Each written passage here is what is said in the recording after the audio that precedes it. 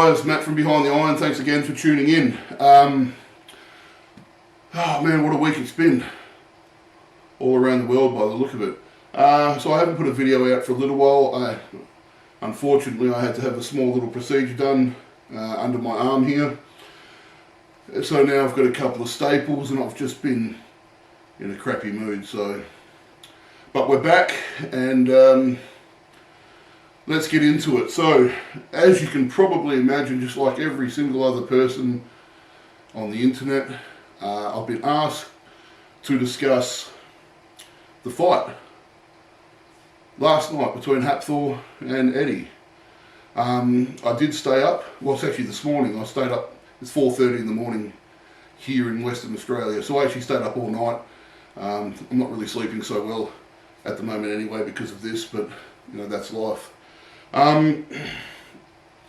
Now, I'm trying really hard on this channel to keep things friendly because, you know, that there's already so much hate in this world. It doesn't need me to add any more. Having said that, I do need to address something. For those of you that follow my channel, you will have noticed that I reacted to a couple of comments that were thrown out on an old Eddie Hall documentary by Terry Hollins and some other people regarding performance enhancers, and I sort of I made it sound like, well, I don't believe I did, but some people think that I made it sound like Terry is lying about his performance enhancers use. And believe it or not, I was actually kind of humbled at the same time, but Terry actually got hold of me on I can't remember if it was Facebook or Instagram, along with some of his fans, of course, that weren't happy about it. Now, Terry answered the question very professionally. He basically said that he in no way either confirmed nor denied, and he left it there. His fans, well, look, it's the internet. So I got everything from the local slapper down the road, sticking up for him, telling him that, you know, he looks so much better than I do and all the rest of it, which I would hope so. He's 8 weeks out from a bodybuilding show. You know, they say she says these things in the hopes that, I don't know, if Terry sees it, he'll take her out for dinner or something, who knows. To the local friggin' Joe Blow, who, you know, they always throw out these things like, oh, you know, it's a typical thing for a beta male to say, blame the steroids. You know, firstly, I don't consider myself an alpha. I don't even like that alpha, beta, all this sort of, it's a bunch of crap as far as I'm concerned. But they completely, even Terry himself completely missed the point of what I was trying to say. So I want to clear that up just very, very quickly. I have absolutely no problems, none at all, if Terry uses gear. He does, of course he does. Let's just be honest. Let's just put it out there from at least my side of things. He does. And I went back and looked at the documentary because he said, you know, basically go back and listen to exactly what I said. Now what he said was, he personally hasn't seen anyone using gear. Now, that's kind of like a bit of a politician's answer. The way I see it is that unless you're injecting stuff with your eyes closed, you're at least seeing yourself do it. That was my point of view. Excuse me. But, you know, no, he didn't say he was, he didn't say he wasn't. If you wanted to be technical, I just felt like his answer, whether he meant to or not, pushed people in the direction of thinking that he doesn't use them, because he then went on to say that he doesn't believe that using gear is necessary to win the world's strongest man, which I'm sorry, Terry, but I disagree. But at the end of the day, I don't think any less of him at all. I mean, I've been on gear for 17 years. You know, and the problem is though, when you come out, when you come out and you make people believe, whether you mean to or not, when you make people believe, when you're a high profile athlete like Terry, I mean, they don't really get much bigger and better than Terry. If you look at his Wikipedia, for instance, and look at all the competitions he's participated in. I'm surprised the guy manages to sleep. You know, he is a well-rounded athlete and a very accomplished strongman. And I'll never say anything to take that away, not ever. But when you elevate yourself to that position, and then you make people think that you've done it possibly naturally, it makes life very difficult for the rest of us who are open about it, because what that makes people do is they attack us with the hatred that they have based on information that's false. See, what they think in their minds now is you don't need gear to get big and strong, and you don't need gear to win competitions. So then they look at what we're doing and they say, well, you guys are just looking for a fast way. You're cheaters. You're trying to get all the way to the end before you've paid your dues. But the fact is, there is no all the way to the end, naturally, in World's Strongest Man or any real strongman competition. So that was the point I was trying to make, is that we need to be careful to give the general public the right information. Now the fact is, Terry uses gear. Absolutely fine. So does every other person. Terry still has to get up every morning. He has to work and work and work. He has to eat. He has to get everything has to be on point. The guy's an absolute machine. And Terry, if you're listening to this, mate, and I hope that you do eventually see it, I'm very sorry.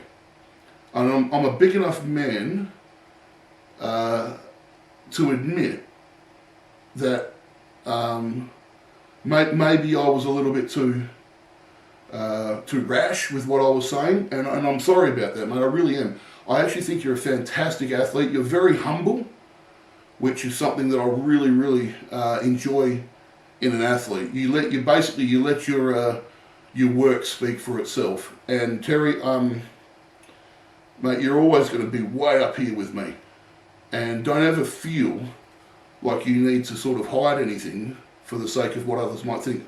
Bugger what people think. You know, there's so much ignorance out there. Just be you, mate, and let it go. So that's all I wanted to. I just wanted to clear that up as best as I could. I really didn't mean to offend you, Terry. And I don't want to offend anyone. And I hope that with what I've just said now, it's made a little bit more sense as to the direction I was going. And I'm sorry I didn't make that more clear in my previous video. So, keep working hard. All the very best. You're an amazing athlete and you're looking phenomenal. And I wish you all the very best. And I'm really excited to see how this bodybuilding comp goes for you. Thank you, Terry, for everything you've done for the strongman community, and all the very best with what comes up. Okay, the fight. We're going to go down the same vein here. We're going to leave the hatred, we're going to leave the all the drama at the door. Eddie Hatfull. What a build-up. Now, I've got to say, I'm not a fan of... I'm a fan of Eddie Hall, the strongman, but I'm not a fan of Eddie Hall, the mouth. And again, I don't mean that. I'm not calling him a smart mouth or anything like that. I'm just simply saying that the way that he chose to conduct himself, because I have to assume that it was a strategic ploy, because people just don't walk around, I would hope not, saying those sort of things. Having said that, there is some real general hatred, at least from Eddie's part, towards Hatfull. He really does not like the guy. I hope things are a little bit different now. Fights always seem to level up the playing field. I said this before in the other video that I did for Thor and Eddie's fight. You know, in the past, I've had fights with people that I've not really liked, and it's actually sometimes, most of the time, it's formed friendships. It's a weird thing what a fight does, because it leaves you very vulnerable. There's just you, and there's him, and by the end of it, you end up with this weird respect for each other, And I think we've kind of seen a little bit of that, and I hope that it stays that way between the two of them. Yeah, there was a lot that went on. Obviously, you know, Eddie going a little bit too far. He probably let his mouth run a little bit, before his brain, with saying things like, likening what Hatfull did to him as, possibly the same thing as a woman getting raped. This is all not cool stuff. And Eddie didn't. I'm sure he didn't mean that. How many times have we gotten upset, really upset, and we've just blurted some crap out that we just didn't mean. We wish we could take it back, but unfortunately in this day and age, everything is on film. So, it's and from film to the internet. So Eddie sort of, what can he do? Bringing his son to the press conference was probably not the greatest idea. I do understand Eddie's theory behind it. His son gets a great deal of comfort from being close to Eddie, and at that particular time he was, from what I understand at least, he was going through some kind of an anxiety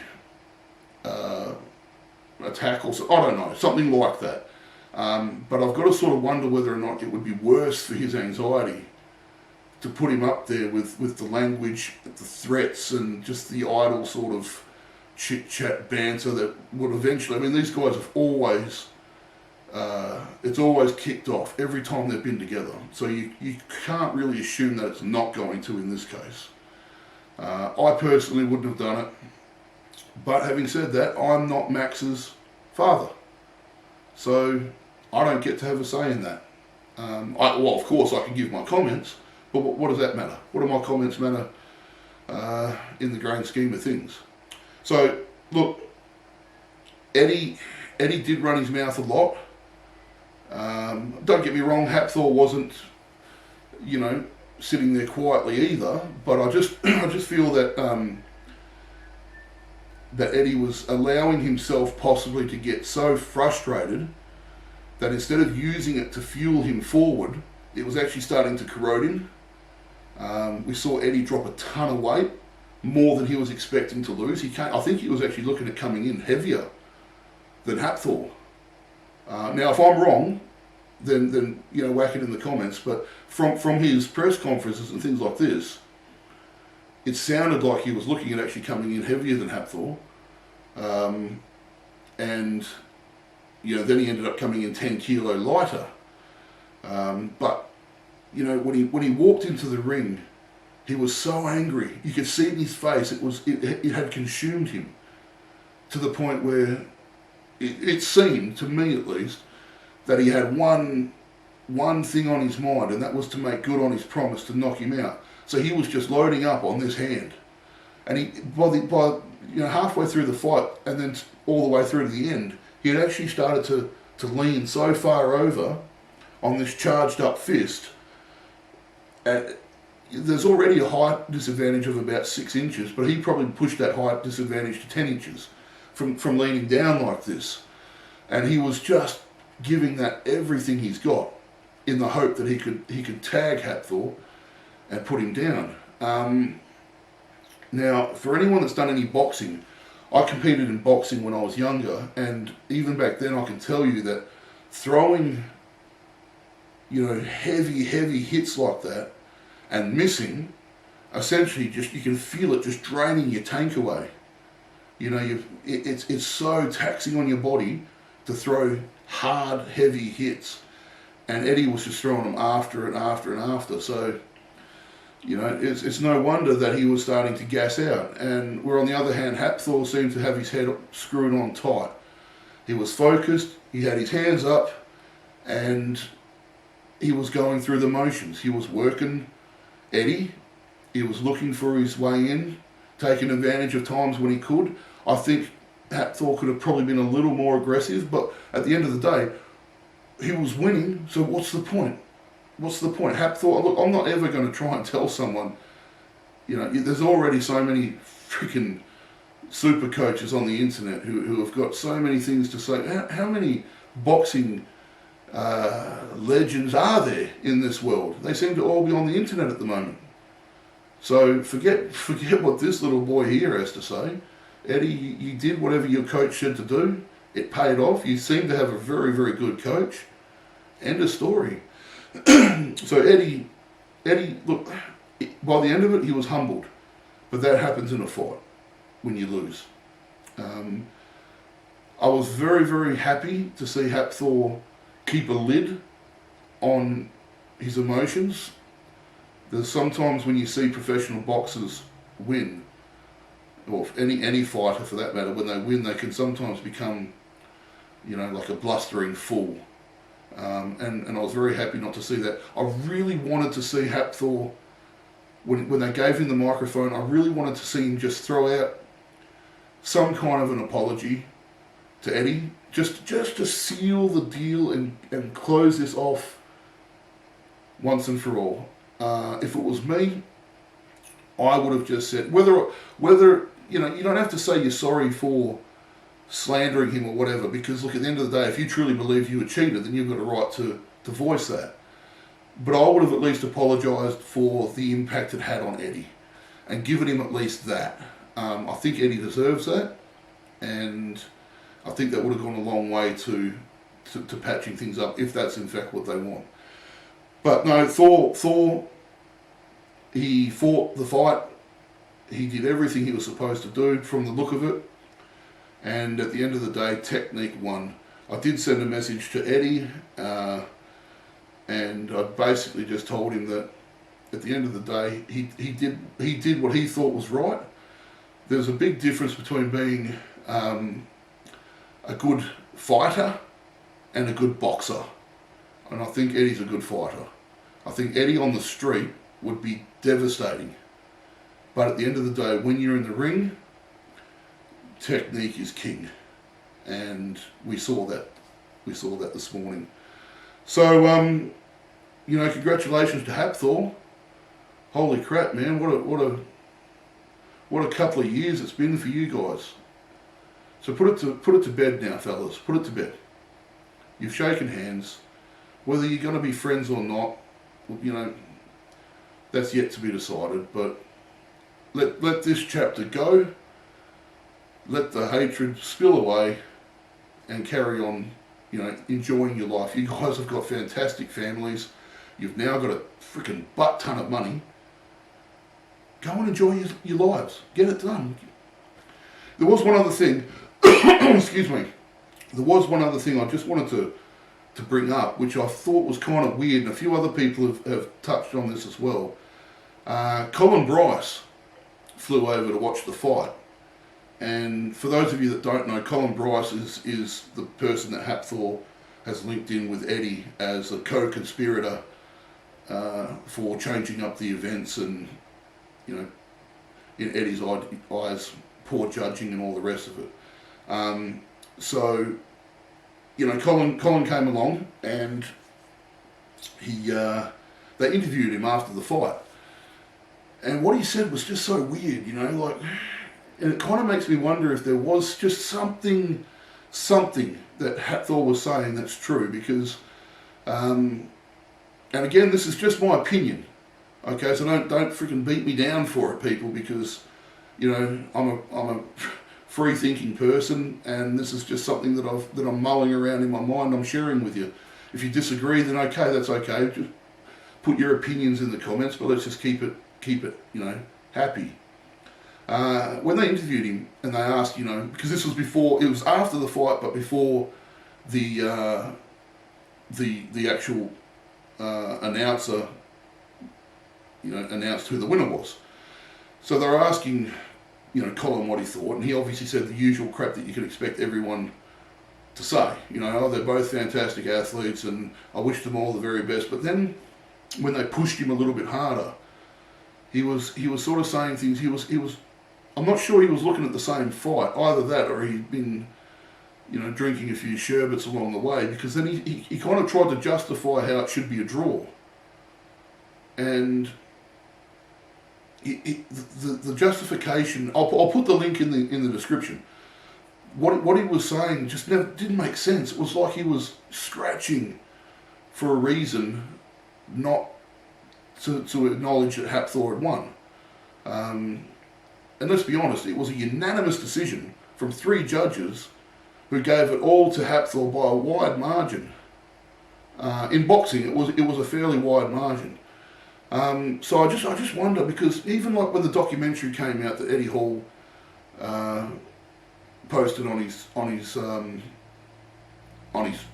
YouTube page, his YouTube page. You know, I just don't understand why at the beginning they made it look like Hatfull never shook his hand. Now, what they actually did, for those of you that don't know, when the trophies were presented, obviously 3rd place, 2nd place, and then Eddie steps up and collects the 1st place trophy. He holds it up, he's very, very happy. He then goes to shake Brian Shaw's hand, 3rd place. He turns around to shake Hatfull's hand, 2nd place. Now, what they did with this footage was, now I don't know who did it, I don't think it was Eddie, but I don't know who did it. They slowed the footage right down so that when Eddie put his hand out, I'll put it up on the, I'll find some clips and put it up on the screen for you.